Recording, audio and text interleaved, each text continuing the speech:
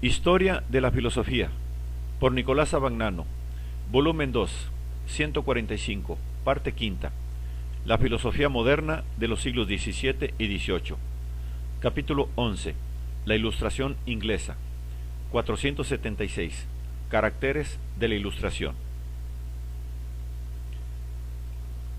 Con Grocio, Descartes, Hobbes, Spinoza y Leibniz, la razón alcanzó, en el siglo XVII, sus máximos triunfos. Pretendió extender su dominio a todos los aspectos de la realidad y prácticamente no reconoció límites a tal dominio y a sus posibilidades de desarrollo. El siglo XVIII, el siglo de la Ilustración, conserva intacta la confianza en la razón y se caracteriza por la decisión de servirse de ella libremente. La Ilustración, ha escrito Kant, es la salida de los hombres de una menoridad debida a ellos mismos. Menoridad es la incapacidad de servirse del propio entendimiento sin guía ajena. Esta menoridad es debida a ellos mismos si la causa de ella no es un defecto del entendimiento, sino la falta de decisión y de valor para servirse de él sin guía. Sapere aude. Ten el valor de servirte de tu propio entendimiento. Es el grito del iluminismo. El ejercicio autónomo y despreocupado de la razón es ciertamente la bandera del iluminismo. Pero, ¿de qué razón? La razón cartesiana como fuerza única, infalible y omnipotente había sufrido, por obra de Locke, un nuevo contraste que la había reducido a los límites del hombre. En virtud de este ajustamiento, la razón no puede prescindir de la experiencia por ser la fuerza rectora y organizadora de la misma experiencia, por lo cual no extiende sus poderes más allá de los límites de la experiencia. En consecuencia, fuera de estos límites no subsisten más que problemas insolubles o ficticios. El iluminismo hace suya esta lección de modestia y polemiza contra el dogmatismo de la razón cartesiana.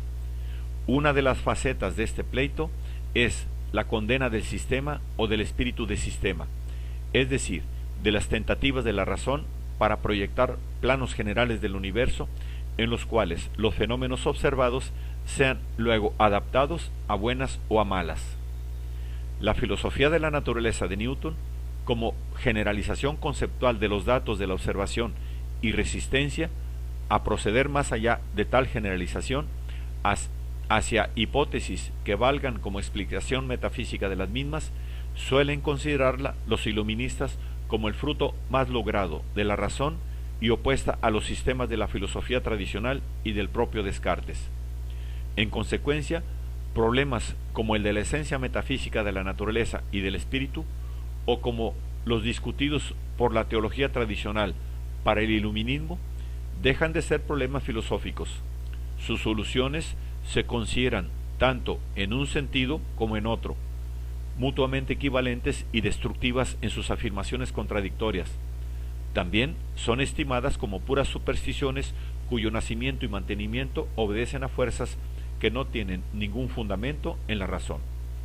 Así, pues, el iluminismo se distingue, primero, por la autolimitación rigurosa de la razón dentro de los límites de la experiencia, y en segundo lugar, por la posibilidad reconocida a la razón de abordar todo aspecto o dominio que caiga dentro de estos límites. Asimismo, en este segundo aspecto, el iluminismo se contrapone al cartesianismo, que por un lado se había cerrado toda entrada en el dominio moral y político, y por otro, había tenido la pretensión de fundar racionalmente las mismas verdades religiosas. El iluminismo no acepta la renuncia cartesiana, sino que por el contrario, su primer acto es extender al terreno de la religión y de la política la investigación racional. El iluminismo considera confiada a esta investigación la defensa y realización de la tolerancia religiosa y de la libertad política, ideales que condicionan y exigen la revolución contra las instituciones feudales y los privilegios sociales y políticos. En este aspecto, la razón es para los iluministas la fuerza a la que se tiene que apelar para la transformación del mundo humano y encaminarlo hacia la felicidad y la libertad, liberándolo de la esclavitud y de los prejuicios. Pero, según los iluministas, la razón no es la única fuerza que habita en el mundo, ni tampoco es una fuerza absoluta, omnipotente o providencial. A la razón se opone la tradición, que hace parecer verdaderos los errores y los prejuicios, y que se vean como justos los privilegios y las injusticias que tienen sus raíces en un lejano pasado. De ahí que el iluminismo sea esencial y constitucionalmente antitradicionalismo. Es la negativa a aceptar la autoridad de la tradición y a reconocerle ninguna clase de valor. Es el propósito de llevar ante el tribunal de la razón a toda creencia o pretensión para que sea juzgada y rechazada si se demuestra contraria a la misma razón. La crítica de la tradición es, ante todo, una crítica de la revelación religiosa en la que se hace iniciar y justificar la tradición religiosa. Los iluministas a la religión revelada contraponen la religión natural, cuando no se vuelven hacia el ateísmo o el materialismo, que es la religión reducida, como dirá Kant, a los límites de la razón. La actitud crítica con respecto a la tradición, al resolverse en la crítica de hechos, de testimonios y de documentos, a partir de los escritos bíblicos, dirigida a determinar su validez u origen genuino, logra, sobre todo por obra de los iluministas franceses, la fundación de la metodología historiográfica, tal como hoy se entiende y se aplica en las disciplinas históricas.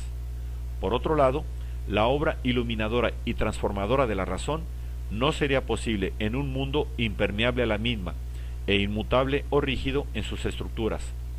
La obra de la razón en el mundo puede y debe promover el progreso de la razón en el mundo. El concepto de una historia en que sea posible el progreso, es decir, en que la razón, aun a través de luchas y contrastes, pueda afirmarse o predominar, es uno de los resultados fundamentales de la filosofía iluminista. Por consiguiente, esta filosofía se halla tan lejana del intelectualismo porque no tiene la menor pretensión de reducir a la razón la vida singular o asociada del hombre.